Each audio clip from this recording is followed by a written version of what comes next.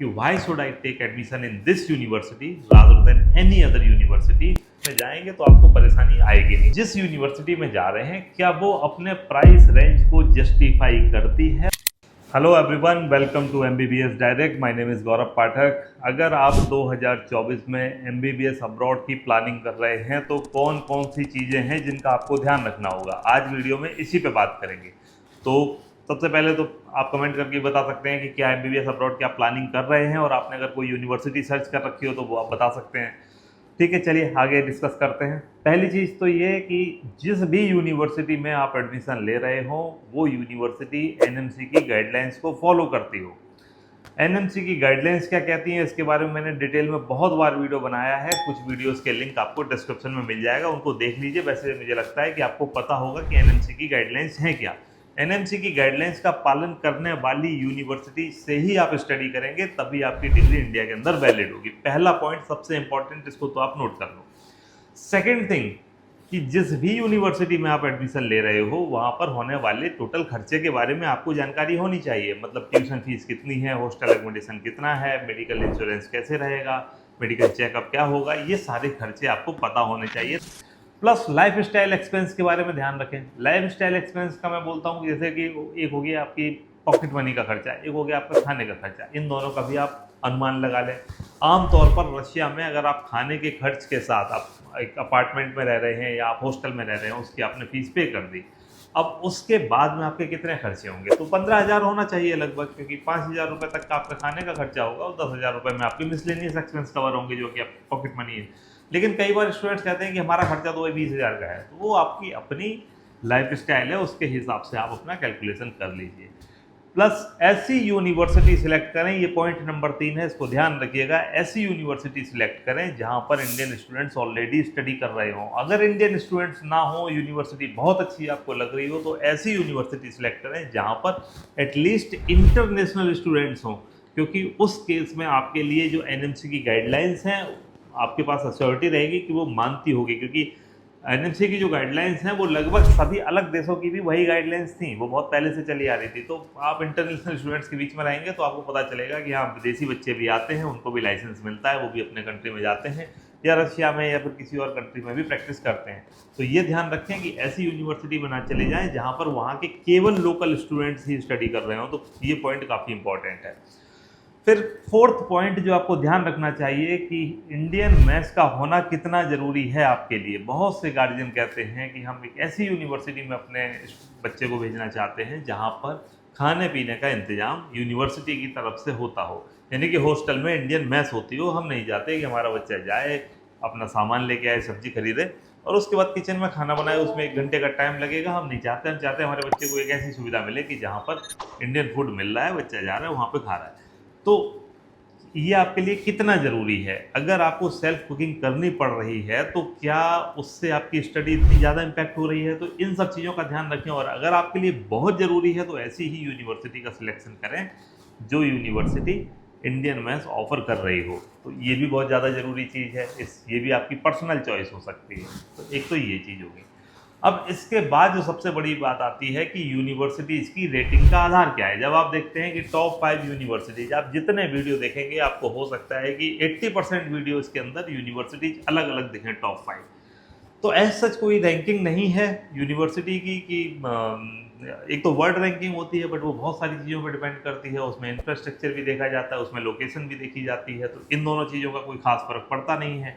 एक चीज़ ये देखी जाती है यूनिवर्सिटी का हॉस्टल कितना सुंदर है, अब सुंदर है या नहीं सुंदर है, उससे रैंकिंग। जैसे कि एम्स की रैंकिंग 1000 के ऊपर आती है, बट एम्स, दिल्ली एम्स तो बहुत बड़ा कॉलेज है मेडिकल का, ये वर्ल्ड वाइड बहुत फेमस है, ये दुनिया के सबसे अच्छे मेडिकल इंस्टीट्यूट में से एक आता है और उसकी रैंकिंग 1000 के ऊपर है। और बहुत सी आप ऐसी यूनिवर्सिटीज़ देखोगे जिनकी रैंकिंग 300, 400, 200 है। तो इस रैंकिंग से आप अंदाज़ा नहीं लगा सकते कि वर्ल्ड रैंकिंग आपने देखी कि आपकी यूनिवर्सिटी उतनी ही अच्छी है। और चूंकि क्या होता है कि जैसे एम्स केवल मेडिकल पढ़ाता है, कोई दूसरा कॉलेज है जिसमें मेडिकल के साथ 5 और कोर्स चल रहे हैं, तो उसकी रैंकिंग जाहिर तौर पर थोड़ी सी ऊपर होगी। तो रैंकिंग एक सटीक फैक्टर नहीं है, लेकिन रैंकिंग से आपको ये जरूर पता चलेगा कि यूनिवर्सिटी का इंफ्रास्ट्रक्चर अच्छा है, वहाँ हॉस्टल एकोमोडेशन बाकी फैसिलिटीज अच्छी मिलेंगी। बट आप कैसे देख सकते हो रैंकिंग? तो अगर आप रशिया में देख रहे हो तो सबसे पहले आप एफएमजी का पासिंग परसेंटेज देख लो, किस यूनिवर्सिटी से कितने स्टूडेंट्स स्टडी करके आए इंडिया में, उन्होंने एफएमजी में क्या परफॉर्मेंस की।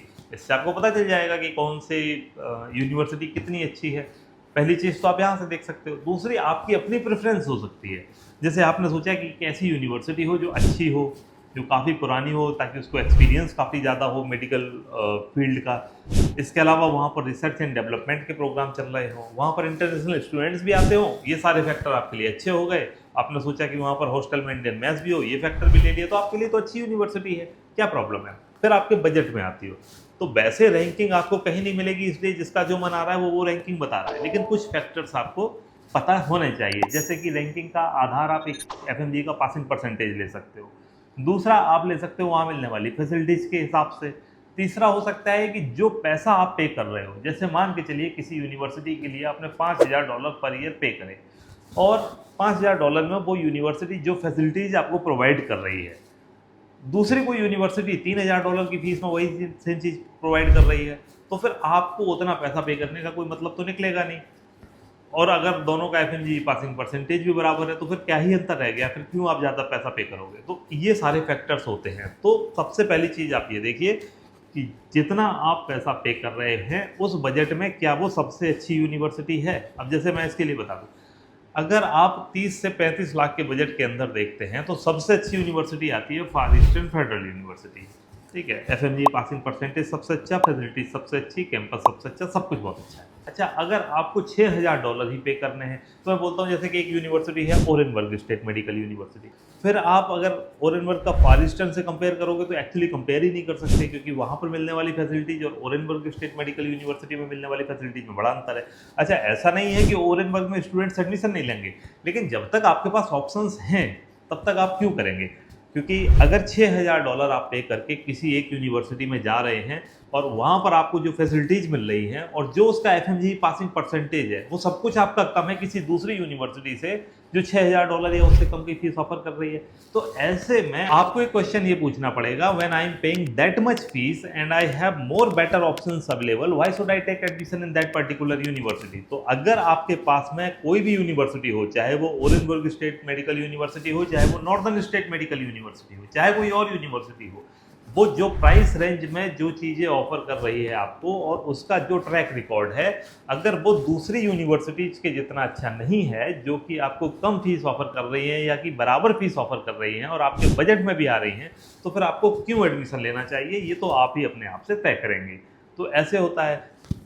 आप ये सोचें कि आपको कहीं से एक रैंकिंग मिल जाएगी, तो वो ऐसा कुछ होता नहीं है। आप कैंपस देख लीजिए, आपको कैंपस अच्छा लगता है, आपको फैसिलिटीज़ अच्छी लगती हैं, आपको परफॉर्मेंस अच्छा लगता है, आपको सीनियर्स जो बोलते हैं उसके हिसाब से देख लीजिए, और प्लस वहाँ पर जो आपकी स्टडी होती है और जो रिसर्च एंड डेवलपमेंट के प्रोग्राम चल रहे हैं, ये सब फैक्टर करके आप खुद ही रिसर्च करिए। और आपको अगर कन्फ्यूजन हो रही है तो आप इस नंबर पर कॉल करके हमारी काउंसलिंग टीम से कनेक्ट हो सकते हैं। हमारी काउंसलिंग टीम को वास्ट एक्सपीरियंस है, 50,000 से ज़्यादा इंक्वायरीज हैंडल कर चुके हैं आज तक हम। इंडियन स्टूडेंट्स बहुत ज़्यादा हमने भेजे हैं, रशिया और बाकी कंट्रीज में भी करंटली भी हज़ारों स्टूडेंट स्टडी कर रहे हैं। तो आप हमसे गाइडेंस ले सकते हैं उस चीज़ के बारे में, फिर आप तय कर सकते हैं कि हाँ ठीक है आपको प्रोसेस करना चाहिए या फिर नहीं। तो एक तो ये चीज़ होगी। अब एंड मोस्ट इम्पॉर्टेंट पॉइंट की एडमिशन की गारंटी क्या है कि हमने आज अप्लाई किया और ऐसा नहीं होगा कि आज से 6 महीने के बाद 5 महीने के बाद जब हम फ्लाइट में जाने की तैयारी कर रहे होंगे, सोच रहे होंगे कि अब हमारा वीज़ा आ जाएगा और अब हम फ्लाई कर जाएंगे, अपनी ड्रीम यूनिवर्सिटी में जाएंगे, उस समय कंसल्टेंट बोल देगा कि फला यूनिवर्सिटी में नहीं हो सकता। ऐसे में क्या करें, और ऐसा आपके साथ ना हो तो इसके लिए क्या प्रोसीडिंग्स आपको फॉलो करनी चाहिए, ये बहुत इंपॉर्टेंट है। हर साल बहुत से स्टूडेंट्स ऐसे होते हैं जो कहते हैं कि हम फला यूनिवर्सिटी में जा रहे थे, अब कंसल्टेंट ने मना कर दिया, अब जा रहे हैं किसी दूसरी यूनिवर्सिटी में और वहाँ उनको पसंद नहीं आता है, तो फिर बड़ी परेशानी आ जाती है।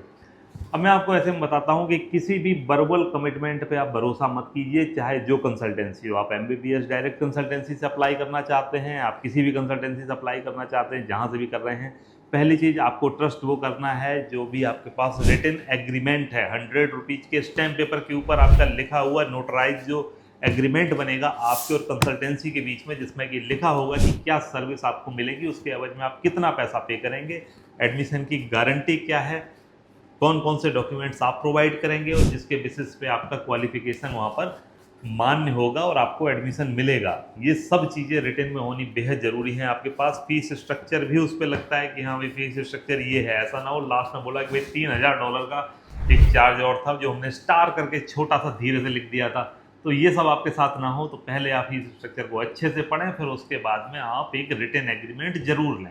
अगर रिटन एग्रीमेंट आपके पास नहीं आ रहा है तो फिर कल को आप मान के चलिए कि आप सितंबर में फ्लाइट की तैयारी कर रहे हैं और कंसल्टेंट ने बोला कि कोई नहीं जा सकते। ऐसे ऐसे केसेस भी हुए हैं पहले। ये सब चीज़ों का आपको ध्यान रखना होगा, रिटन में लीजिए ताकि आप कल को अपने फ्यूचर के लिए, मतलब अगर आपके साथ में कहीं कुछ गड़बड़ होता है तो आप उसको चैलेंज कर सकें, लीगल एक्शन उसकी तरफ ले सकें। तो इन सब चीज़ों का ध्यान रखिएगा। अगर इन सब जो प्रोसीजर्स होते हैं उसको फॉलो करते हैं तो जाहिर सी बात है आपके साथ में कहीं कुछ गड़बड़ी नहीं होगी, आप एडमिशन प्रोसेस करवा पाएंगे। और बाकी ऑल द बेस्ट, आप MBBS अब्रॉड के लिए प्रोसेस करिए, कोई प्रॉब्लम कहीं भी नहीं है। अब तो रूल्स भी सेम है, नेक्स्ट एग्ज़ाम सबको देना है, 2025 से लागू हो जाएगा। इंडियन स्टूडेंट्स जो इंडिया से पढ़ाई कर रहे हैं या इंडियन स्टूडेंट्स जो रशिया से पढ़ाई कर रहे हैं या किसी और कंट्री से पढ़ाई कर रहे हैं, सबको वापस आके लाइसेंस के लिए एक ही एग्ज़ाम देना है। तो ऐसे में अच्छा रहेगा कि आप टॉप यूनिवर्सिटी सिलेक्ट करें, अच्छी यूनिवर्सिटी सिलेक्ट करें, ऐसी यूनिवर्सिटी सिलेक्ट करें जहाँ पर आप पीस ऑफ माइंड के साथ में स्टडी कर सकें, आपको वहाँ पर एक अच्छा एनवायरनमेंट मिले, आपके क्लासमेट वगैरह बहुत अच्छे हों, पढ़ने वाले हों, मेरिटोरियस हों, यूनिवर्सिटी भी ऐसी हो जो एक्चुअल में आपको इनकरेज करे कि हाँ और पढ़िए, अच्छे से पढ़िए। और जहाँ कम स्टूडेंट्स जाते हों, ऐसा ना हो कि जहाँ 700 स्टूडेंट जा रहे हैं वहाँ आप भी पहुँच गए जाके कि वही 700 जा रहे हैं तो अच्छी बात होगी।